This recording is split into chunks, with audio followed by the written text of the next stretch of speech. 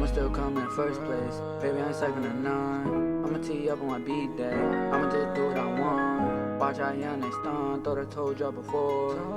They don't want me on the court. Guaranteed I'ma score. Birthday and photo, show you fine. Forgot it at home, I'll be losing my mind. I'm counting it up, whether pennies or dimes. Tick, tick, tick, like wiggle the time. Go ahead. Welcome back to Shadow Views TV. Today we're gonna be looking at the most disrespectful moments in NBA history. Pardon me. Before we get started, follow me on Instagram. Check out my clothing brand, Short Range. The link will be below in the description.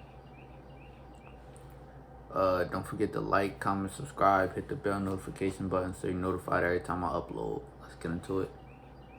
From fighting fans to stealing a player's wife, these are the most disrespectful moments in NBA history. It should be no surprise we're talking about Russell Westbrook first. He was involved in one of the most disrespectful moments ever. In 2019, the Thunder were facing the Jazz. And Utah fans have always been violent with their trash talk. During a late season game against the Thunder, they tried to get in Westbrook's head. It was early in the second quarter, Westbrook was over by the bench, and fans started yelling racial things at him, even though the cameras were rolling. Obviously, Russell Westbrook is not the guy to play with, and eventually, he had enough.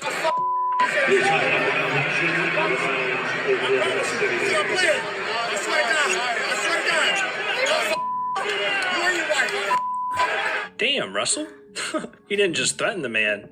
He went for his wife, too. That's not really This moment was huge for Westbrook. I don't know. I guess it's like it depends on who you are and how you. That's not real disrespectful. You feel me?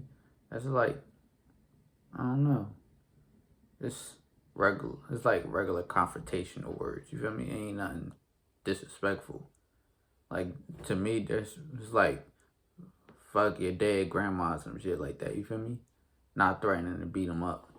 You feel me?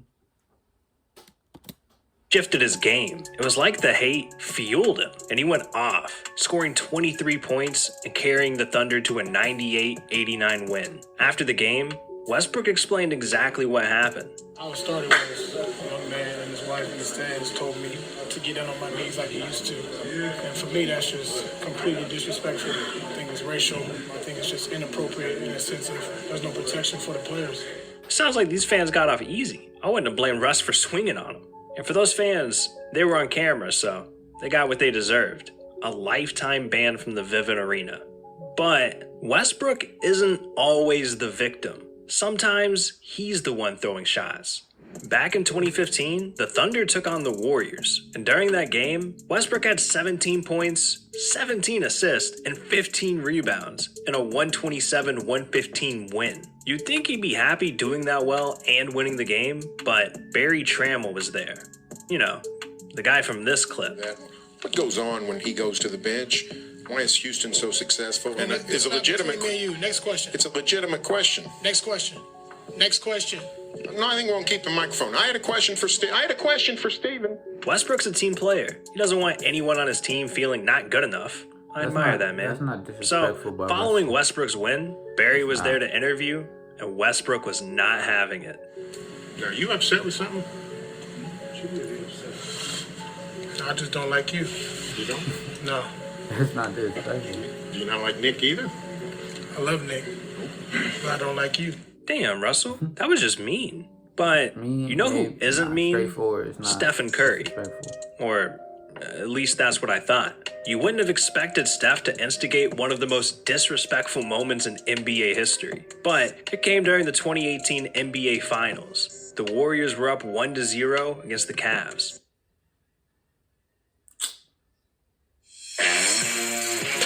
Oh my God. You could tell Cleveland's morale was ruined from game one. So in game two, Golden State came out ready and tried to dominate them from the start. The Warriors started off with the lead and didn't slow down. It was neck and neck all the way until the ending of the third quarter, with them up 90-80. With 3 seconds left, the ball was inbounded to Steph Curry. And as he fired up a shot, he almost tripped over Kendrick Perkins' leg. Now, us knowing Steph, this is the worst disrespect possible. The man suffered devastating injuries his entire career, and one more could ruin everything for him. We don't know if Kendrick did it on purpose, but for Steph... If you know Kendrick Perkins, that's a big boy. That shit wasn't on purpose. That nigga's huge. Like, of course he gonna take up a lot of space. Kendrick was playing dirty to help the Cavs win, so Steph clowned him and asked, "You ain't playing tonight?" Of course he's not playing, Steph. The man's in a suit, and he only played one game the whole season. And Kendrick got up and said, "I'll beat the shit out of you." Whew, damn. This clip went so viral, fans started making t-shirts of the altercation. So eventually, Kendrick had to defend himself. We gotta talk to you about this. What happened on the bench? But first of all, I don't know what I did wrong, right? I'm sitting down. I didn't move. I didn't do nothing. I'm sitting down chilling. He says that I tried to trip him. I'm like, bro, I didn't move my leg. I didn't stick my leg out. I was sitting the same way the whole time. You know what I told him? I said, Steph, man, chill out, man. For real, if I make you smell my cologne. Now, I don't know what exactly he meant by smelling his cologne, but I ain't trying to find out. But anyways, LeBron was right there too, and Steph didn't want those problems either. I mean, LeBron isn't afraid to put people in their place. He's had to do it plenty of time. Bro, look. I ain't see LeBron, like, nah, don't gas LeBron up. I ain't see him do no tough acts. Don't do that. One time back in 2017, when the Cavs were taking on the Bulls, LeBron was on a mission to prove who's really the GOAT that night. He was getting whatever he wanted. Layups, dunks, hitting his shots. Not a single person on the floor could slow him down. But when you're feeling it, everyone else has got to bring you right back down. And for LeBron, an angry fan got disrespectful with him to try and ruin his mood. Shut up, stop crying. You lost Kyrie, you lost D-Rose, take your point guard for your life. D-Rose dipped on you.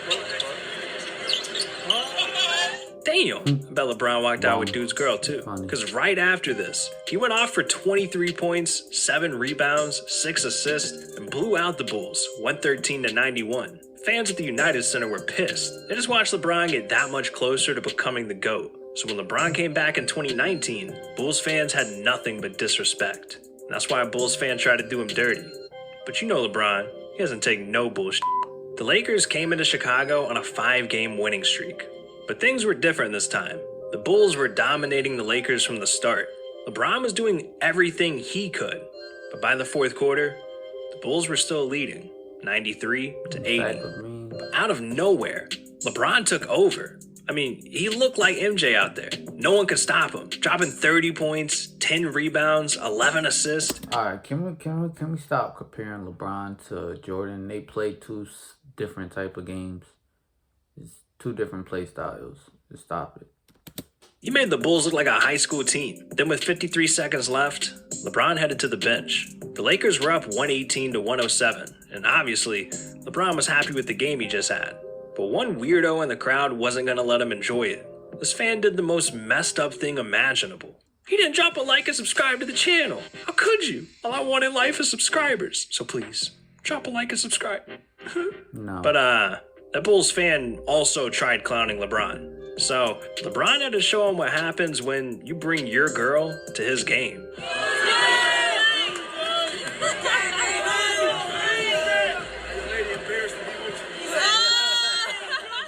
Damn, this dude could have lost his girl that night. I mean, who's she gonna pick? You or LeBron? But what's really crazy is that Kevin Garnett actually stole someone's girl. I mean, things got so bad, the police had to get involved. And it all started back in 2013, during a game between the Celtics and the Knicks. I need the proof. Y'all, did Lala ever speak out on that? Did she, like, say, yeah, they for me, entanglement or some shit like that? When I was a freshman, I didn't take a chance at At the beginning of the fourth quarter, Boston was up 82-75, and Amari Stoudemire was at the free throw line. As soon as he shot it, Carmelo and Kevin instantly fought for the rebound. And they got tangled up. And even though Carmelo was the one hugging on KG, Garnett was called for the foul. And he was pissed. And you already know he wouldn't let the refs hear the end of it. But things only escalated during the next few possessions. On both ends of the floor, you could see Kevin and Carmelo getting aggressive with each other. It's good to be competitive, but these guys were doing the most. They were slamming into each other, throwing cheap shots. Then when they were fighting for the paint, Carmelo had enough. The two started yelling at each other as they ran up the court. That happens in Kevin yelled, basketball. "Hey, your wife tastes like Honey Nut Cheerios." Out of all the cereals, Kevin chose Honey Nut Cheerios? Is he saying she tastes like nothing? Regardless, if a man told you what your wife tasted like in the middle of an NBA game, what would you even do? Well, for Carmelo, he was pissed. But he decided he was going to take care of Kevin off camera. And surprisingly, the refs let everything play out, just dishing out a couple of texts. But Carmelo was so mad, he couldn't just let it go. So after the game, Why would he showed up to the locker room to try and fight Kevin Garnett. Ooh, damn. But security did their job and they kept Kevin safe. For now. Because Carmelo decided he wasn't going to sleep tonight until he beat the shit out of Garnett. So he went as far as following the Celtics team to their bus. And that's when this happened.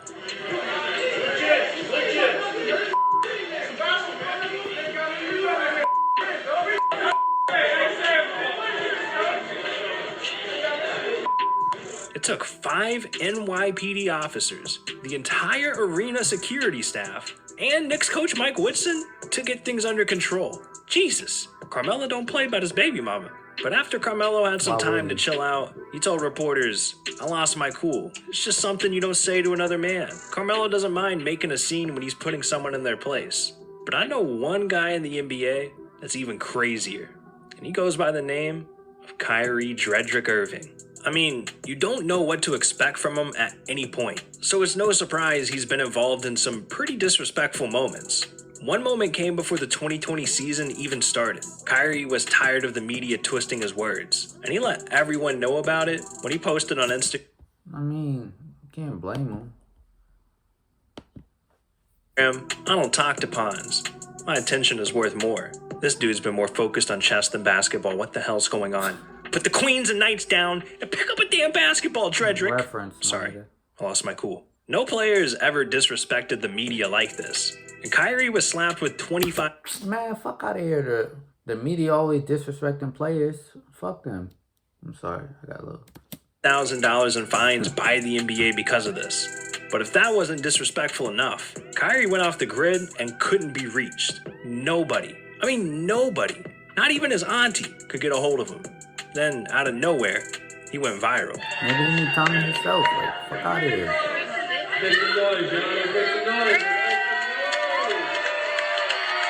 Wait a minute. I can't even pick my groceries up without a damn mask? And this man's out partying? Pfft, disrespectful. Not only was Kyrie unreachable, but he was disobeying NBA rules. So Kyrie had to pay an $840,000 fine for it. $840,000.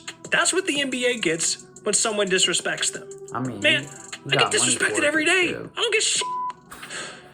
Anyways, when Kyrie finally decided to stop playing chess and pick up a basketball again, the first thing he did was try and redeem himself. People didn't have much respect for him anymore. They thought he was crazy now, and he wanted that to change. It don't matter, niggas can't guard him. He apologized to the media and got back to playing the best basketball of his career. And when he returned to his old arena in Cleveland, they welcomed him with a tribute video.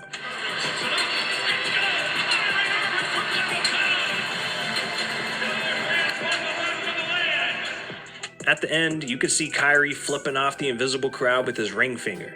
Now, he could have just been showing the ring he won for Cleveland, or he was saying he's got another ring coming with Brooklyn. So honestly, it's pretty disrespectful knowing that he promised Cleveland he'd never leave in the first place. Are you going to leave us like LeBron left us? It's a great question. No, I won't leave. Aww. Listen, he left. Blame LeBron. He left because of LeBron. He ain't leave like LeBron left. LeBron left because LeBron. And it was a trade, so I got people back. LeBron left in free agency. It's the difference. This poor kid. Not only did Kyrie and LeBron leave, but since they left, Cleveland's entire economy dropped by 14%. It's crazy the impact these NBA players have on a city. So, if this kid doesn't get a Christmas present, it's LeBron and Kyrie's fault. I mean, seriously, No, it's guys. not. Think about the kids. But anyways, Kyrie in general is just a weird, unpredictable guy. There's no telling what this dude will do at any given moment. Like recently, out of nowhere, Kyrie changed his name. He doesn't even go by Kyrie Irving anymore. Oh, you want to hear more about that? I got you, dog. Check out this video right here. Seriously, what are you still doing here? Alright, that's it. Let me know how. I don't think these is really like disrespectful for the most part. Let me know how y'all feel, if y'all think it was disrespectful or not. Any suggestions y'all got for future videos. Don't forget to like, comment, subscribe. Hit the bell notification so you're notified every time I upload.